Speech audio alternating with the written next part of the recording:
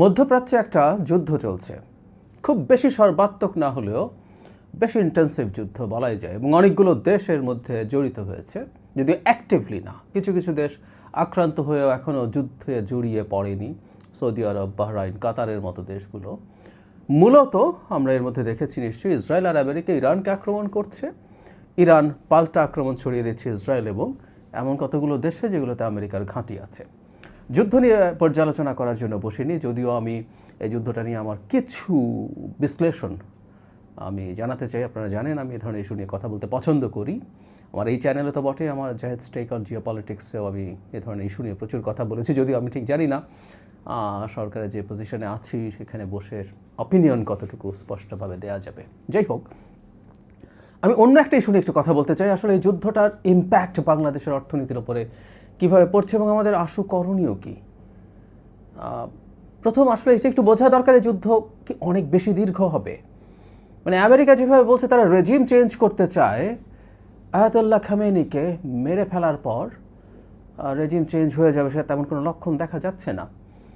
এবং এটা বলাই হয় যে এ ধরনের ঘটনার পরিপ্রেক্ষিতে বা প্রেক্ষাপটে গ্রাউন্ড অ্যাটাক ছাড়া আসলে সেটা সম্ভব হয়ে ওঠে না।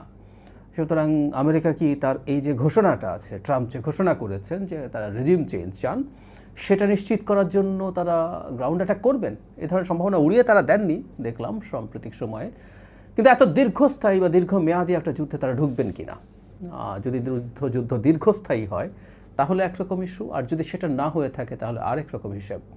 এখন যে ফর্মে যুদ্ধ হচ্ছে, এই ফর্মের যুদ্ধটা আসলে খুব বেশি সময় চলা সম্ভব না। আমরা অনেকে ইরানের আক্রমণ দেখছি, Iran Tel Aviv, Jerusalem, Haifa বিভিন্ন সিটিতে ইসরায়েলিদেরকে টার্গেট করছেন, আমেরিকার একটা বেজে অ্যাটাক করেছেন, সৌদি আরবের অ্যাটাক করেছে, সৌদি আরবের অয়েল ফ্যাসিলিটিগুলোতে, কাতারের গ্যাস ফ্যাসিলিটিগুলোতে যেখানে গ্যাসের লিকুইফিকেশন হয়, এলএনজি তৈরি হয়, সেই জায়গাগুলোতে অ্যাটাক করছে। কিন্তু এই অ্যাটাক করার সক্ষমতা ইরানের খুব বেশি দিন আসলে থাকবে না। এর আগে ওই যে 12 দিনের যুদ্ধ হয়েছিল, যুদ্ধ না আসলে এগুলো এক ধরনের সংঘাত, কারণ কোনো দেশ যুদ্ধ ঘোষণা করেনি ইরান এবং ইসরায়েলের মধ্যে। তখনও বলা হতো এই কথা, তখন আমি নিজেও বলেছি যে এই যুদ্ধগুলো এক ধরনের সেলফ লিমিটিং, কারণ যে রেঞ্জের অস্ত্র দিয়ে, সেটা ড্রোন হোক, ব্যালিস্টিক মিসাইল হোক, দিয়ে এই যুদ্ধগুলো করতে হয়, সেগুলো স্টক পাইল খুব বেশি থাকে না। ইরানেরও এটা খুব বেশি নেই। তো ইরান এখন যতটা অ্যাটাক করতে পারছে, আস্তে আস্তে তার এই অ্যাটাকের সম্ভাবনা ধার কমতে থাকবে, এটাই নিয়ম। আবার একই সাথে যে পক্ষ আক্রমণ করছে, সেই ইরানের বিরুদ্ধে যে ডিফেন্স তাকে করতে হচ্ছে, সেটা খুব বেশি দিন সে করে যেতে পারে না। আমি অনেক দিন আগে একটা খুব ডিটেইলড আলোচনা করেছিলাম যে ধরনের প্রিমিটিভ অস্ত্র দিয়ে এখন বিশেষ করে ড্রোন, ইরানের এই ড্রোন প্রযুক্তি খুবই ভালো। আমরা রাশাকে দেখেছি, ইভেন তার যখন নিজস্ব ক্যামিকাজের ড্রোনগুলো খুব এফেক্টিভ ছিল না, ল্যান্সেট তারা এনেছে, তার আগে শাহেদ দিয়ে তারা, ইরানের শাহেদ দিয়ে তারা ইউক্রেনকে অ্যাটাক করেছিল। সো ইরান নিজে এটা প্রচুর তৈরি করে, কিন্তু যেটা হয়, এটাকে যখন ঠেকাতে যাওয়া হয় তখন সবসময় তাই ইন্টারসেপ্ট করা হয় যে মিসাইলগুলো দিয়ে, সেগুলো সবসময় অনেক বেশি অ্যাকিউরেট হতে হয়, কারণ সে একেবারে পিন পয়েন্ট একটা টার্গেটে হিট করতে হয়। আর অন্যান্য ক্ষেত্রে একটা ব্যালিস্টিক মিসাইল বা একটা ড্রোন যদি হয়, সে তার একটা রেডিয়াসের মধ্যে, মোটামুটি টার্গেটের 50 ফিট রেডিয়াসে পড়লো, সেটাও খুবই বড় সাকসেসফুল অ্যাটাক হবে। কিন্তু এই কাজটাই আসলে ইন্টারসেপ্টারের ক্ষেত্রে সম্ভব না। সো এগুলো অনেক বেশি এক্সপেন্সিভ। এই কথাটা বলার উদ্দেশ্য হচ্ছে এই যে ইসরায়েলের পক্ষে বা আমেরিকার পক্ষে অন্যান্য দেশগুলোকে রক্ষা করে এই অ্যাটাক চালিয়ে যাওয়া খুব সোজা না। শুধু সেটা না, আমেরিকা এখনও নিজে সম্ভবত শুধুমাত্র টমাহক মিসাইল দিয়ে অ্যাটাক করছে, এয়ার অ্যাটাক করছে মূলত ইসরায়েল। আমেরিকা কিছু এয়ার অ্যাটাক শুরু করেছে। আমেরিকার টমাহক মিসাইলের স্টক পাইল অনেক বেশি না। মানে মোদ্দা কথাটা যেটা, সেটা হচ্ছে এই যুদ্ধ এই ফর্মে চলতে থাকলে খুব বেশি দিন চলবে না, এবং ধারণা করা যায় এর চেয়ে খুব বেশি না চলারই কথা। দীর্ঘমেয়াদী চললে ইটস এ ডিজাস্টার, সেটা পরের কথা। কিন্তু আমাদের শর্ট টার্মে আসলে কী কী সমস্যা তৈরি হচ্ছে আমরা দেখছি যে যুদ্ধ শুরু হওয়ার সাথে সাথে তেলের দাম বেড়ে গেছে, এলএনজির দাম বেড়ে গেছে, এবং এটা আরও খুব দ্রুত বেড়ে যাওয়ার সম্ভাবনা তৈরি হয়েছে, কারণ ইরান ঘোষণা করেছে তারা হরমুজ স্ট্রাইট দিয়ে কোনো রকম কোনো জ্বালানি তেল সরবরাহ করতে দেবে না, তাতে তারা আগুন জ্বালিয়ে দেবে। আমরা যারা জিও পলিটিক্সের বেসিকটা জানি, যে এগুলোকে চোক পয়েন্ট বলে, জিও পলিটিক্যাল বা স্ট্র্যাটেজিক চোক পয়েন্ট। বেশ কিছু দেশ থেকে এখানে এই ন্যারো স্ট্রাইটটা দিয়ে জাহাজ যায়, এবং ইরান চাইলে এটা বন্ধ করে দেওয়া আসলে কোনো ব্যাপারই না। এটা অ্যারাউন্ড 30 কিলোমিটার মতো ওয়াইডার, কিন্তু জাহাজ মুভ করতে পারে এই জায়গাটা 10-11 কিলোমিটারের বেশি না। সো এখানে ইরান খুব ইজিলি যে কোনো রকম কোনো ঘটনা ঘটিয়ে দিতে পারে। ফলে আমরা ধারণা করতেই পারি জ্বালানি তেল এবং তরলীকৃত যে গ্যাস সেটার দাম বাড়বে, এবং ঘটনাচক্রে আমরা কাতার থেকে গ্যাস অনেক বেশি কিনি, সেটার ফ্যাসিলিটি অ্যাটাক্ট হয়েছে, সেটার জাহাজ আসা নিয়ে সমস্যা হবে, নানান কিছু। সো আমরা ইমিডিয়েট যে বিপদটায় পড়ার সম্ভাবনা আছে সেটা হচ্ছে আমাদের জ্বালানি তেলের সংকট। আমাদের স্ট্র্যাটেজিক রিজার্ভ খুব বেশি না, বিশেষ করে ডিজেলের। পেট্রোল অকটেন ডিজেলের তুলনামূলকভাবে দ্বিগুণ আছে, কিন্তু ডিজেলই আসলে আমাদের অর্থনীতির লাইফলাইন। আমরা জানি যে ট্রাক বা বড় যানবাহনগুলো সেটা দিয়েই চলে। সো এই একটা ঝুঁকির জায়গা তৈরি হয়েছে, সেটা আমরা নিশ্চিত আমাদের সরকার অল্টারনেটিভ ব্যবস্থা করবেন, কিন্তু দাম তো বেড়ে যাচ্ছে। সো দাম যখন বাড়তে থাকবে, সরকারের দাম বাড়ানোর চাপ থাকবে, আর দাম না বাড়ালে ভর্তুকি দিতে হবে, এই পরিস্থিতি আছে।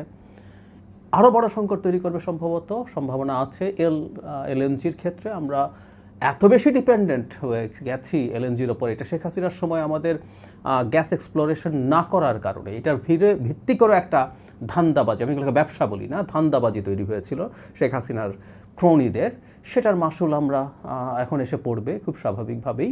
সো এলএনজির দাম যদি অনেক বেড়ে যায়, আমাদের বিদ্যুৎ উৎপাদন করা, মানে বিদ্যুৎ আইদার আমরা যদি তেল দিয়ে করতে যাই, অথবা আমাদের অনেকগুলো প্রাইভেট বিদ্যুৎ কেন্দ্র আছে, আইপিপি যেগুলো আছে সেগুলো গ্যাস দিয়ে চলে, সেই গ্যাস দিয়ে চলে এলএনজির দাম যদি বেড়ে যায়, তাহলে বিদ্যুৎ উৎপাদনও খুবই কস্টলি হয়ে যাবে। সেই একই পুরনো ডিলেমা যে আমি প্রথম কথা হচ্ছে আমি যথেষ্ট পরিমাণে এলএনজি পাবো কি না, আমি যদি পাইও সেটা যে দামে কিনতে হবে, তাতে বিদ্যুৎ তৈরি করে কি পোষানো যাবে? আমরা কিছুদিন আগেই খেয়াল করেছি আমাদের বিদ্যুৎ মন্ত্রী এটা জানিয়েছেন, বিরাট অঙ্কের বকেয়া বাকি আছে এবং প্রায় দেউলিয়া একটা অবস্থার মধ্য দিয়ে আমাদের সরকার যাত্রা শুরু করেছে। শুধু তাই না, ডক্টর ইউনূসের সরকারও একটা লম্বা সময়ে পেমেন্ট বন্ধ করে রেখে দিয়েছিল।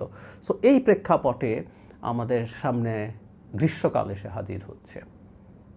আমাদের গ্রীষ্মকাল যখন এসে হাজির হবে, অনেকগুলো মানে বিদ্যুতের চাহিদা তো হাউস হোল্ডে বাড়েও, এর সাথে সেচের ব্যাপার আছে, সব কিছু মিলে সিরিয়াস একটা চাপ তৈরি হবে, সম্ভাবনা আছে। খুবই দুর্ভাগ্যজনকভাবে এই সরকারের সময়ে, সরকার মাত্র তার যাত্রা শুরু করেছে, তার হানিমুন পিরিয়ডে এই ধরনের একটা সংকট এসে হাজির হয়েছে। আমি আশা করি আমাদের নাগরিকরা এই ব্যাপারটা একটু মাথায় রাখবেন এবং সরকারের প্রতি সহানুভূতিশীল থাকবেন যে সরকারের দোষ না এটা, কিছু মিসম্যানেজমেন্ট, কিছু সংকট আমাদের সামনে হয়তো বা আসবে, আমি বলছি না চলেই আসবে, সেই সম্ভাবনা আছে। আমরা যেন একটু সতর্ক থাকি, আমরা যেন একটু মিতব্যয়ী হই। আমাদের অনেকের হয়তো বিদ্যুতের বিল হিসাব করতে হয় না, আমাদের যথেষ্ট আর্থিক সামর্থ্য আছে, তারপর আমরা যেন খানিকটা হলেও চেষ্টা করি, আমরা যেহেতু বাতি কম জ্বালিয়ে যদি সম্ভব হয় সেটা চেষ্টা করি, আমাদের এসির টেম্পারেচার যদি বাড়িয়ে রাখা সম্ভব হয় 24-25-এর দিকে, সেই চেষ্টা যেন নিজের জায়গা থেকে করি। আমাদের ভ্রমণের যদি খুব জরুরি কোনো প্রয়োজন না থাকে, কিছু ভ্রমণ যদি আমরা একটু কমানোর চেষ্টা করি, সেটা আমাদের এই জ্বালানির ওপরে চাপ কমাতে পারে। এই জিনিসগুলো আসলে একটু ইমিডিয়েটলি করা দরকার। এটা এই জায়গায় মিড টার্ম এবং লং টার্মেও ঝুঁকি আছে, সেটা হচ্ছে আমাদের রেমিটেন্স প্রবাহ। আমরা জানি মধ্যপ্রাচ্যে যদি এই ধরনের অস্থিতিশীলতা তৈরি হয় এবং সেটা যদি একটু লম্বা সময়ের জন্য থাকে, তাহলে দুটো ঘটনা ঘটবে। একটা হচ্ছে ওখানকার অর্থনীতি যখন চাপে পড়ে যাবে, আমাদের নতুন করে কর্মী যাওয়া বন্ধ তো হবেই, আমাদের ওখানে থেকে যাওয়া কর্মীরা অনেককেই ফেরত আসতে হবে। এর বাইরেও যেটা হতে পারে সেটা হচ্ছে যখন এ ধরনের সংকট হয়, তখন ওখান থেকে রেমিটেন্সের ফ্লো কমে যেতে পারে। গত কয়েক মাসও বেশ ভালো ফ্লো হচ্ছিল, কিন্তু সেটা কমে যাওয়ার ঝুঁকি আছে। সো এরকম একটা প্রেক্ষাপট আছে আমাদের সামনে, মানে আমাদের ফরেন কারেন্সি আর্নিং কমে যাবে, ওদিকে আমাদের আবার জ্বালানি কেনার জন্য ফরেন কারেন্সির ব্যবহার বেড়ে যাবে একই পরিমাণ জ্বালানি কেনার জন্য, কারণ এর মধ্যে জ্বালানির দাম বেড়ে গেছে। আর শুধু সেটা না, আরেকদিন এটা নিয়ে কথা বলবো, সেটা হলো আমাদের ইকোনমিক অ্যাক্টিভিটি যখন বাড়তে থাকবে। বেশ দীর্ঘ একটা সময় আমাদের অর্থনীতি খুব স্থবির হয়েছিল, শুধু আমি ইন্টারিমের কথা বলছি না, শেখ হাসিনার শেষ সময়ের কথা বলছি, লুটপাটের কারণে। সো আমাদের ইকোনমিক অ্যাক্টিভিটি, একটা গণতান্ত্রিক সরকার এবং যে সরকারটা জনগণের জন্য কাজ করতে চায় বলে জনগণ বিশ্বাস করে, সেখানে ইনভেস্টমেন্ট বাড়বে এবং সেটাও জ্বালানির উপরে চাপ এমনিতেই তৈরি করার কথা ছিল। আর এখন এই সংকটে সেই পরিস্থিতি আরও খারাপের দিকে যেতে পারে। শুধু তাই না, মধ্যপ্রাচ্যের অস্থিরতা যদি বাড়তে থাকে, জ্বালানির দাম যদি অনেক বেড়ে যায়, সেটা ইউরোপ আমেরিকাতেও ইম্প্যাক্ট ফেলতে পারে। সেটা যদি পরে আমাদের যে এক্সপোর্ট আছে, সেই এক্সপোর্ট ক্ষতিগ্রস্ত হতে পারে। সো মধ্য এবং দীর্ঘমেয়াদে অনেক কিছু ঘটতে পারে। তবে আমরা আশা করতে চাই, অন্তত আমাদের ক্যালকুলেশন সেভাবেই বলে যে খুব লম্বা একটা যুদ্ধ অ্যাফোর্ড আমেরিকা ইসরায়েলও করতে পারে না, ইরানও পারে না। এটা শেষ হোক, দ্রুতই শেষ হোক, এটা সবার জন্যই ভালো হবে। কিন্তু আমরা অন্তত যে কয়েকটা কথা বললাম, ইমিডিয়েট দু একটা স্টেপ আমরা একটু কৃচ্ছ সাধন করি, আমরা একটু কম ব্যয় করার চেষ্টা করি, আমরা একটু গ্যাসের ব্যবহার কমানোর চেষ্টা করি, বাসায় রান্নার ক্ষেত্রে হোক অন্যান্য ক্ষেত্রে হোক একটু কম চেষ্টা করি, আমরা একটু কম বেরোই, আমরা একটু কম বিদ্যুৎ খরচ করি। এটা যদি আমরা সামষ্টিকভাবে করতে পারি তাহলে এটা আমরা আমাদেরকেই আসলে সাহায্য করব, আমরা সরকারকেই সাহায্য করব। এই সরকার জনগণের ম্যান্ডেট প্রাপ্ত একটা সরকার, খুবই বড় ম্যান্ডেট প্রাপ্ত একটা সরকার। এই সরকার জনগণের জন্য কাজ করতে চায় এবং এই সরকার জনগণের ম্যান্ডেট নিয়েই আবারও ক্ষমতায় যেতে চায়। ইয়াস, প্রত্যেকটা সরকারই চাইবে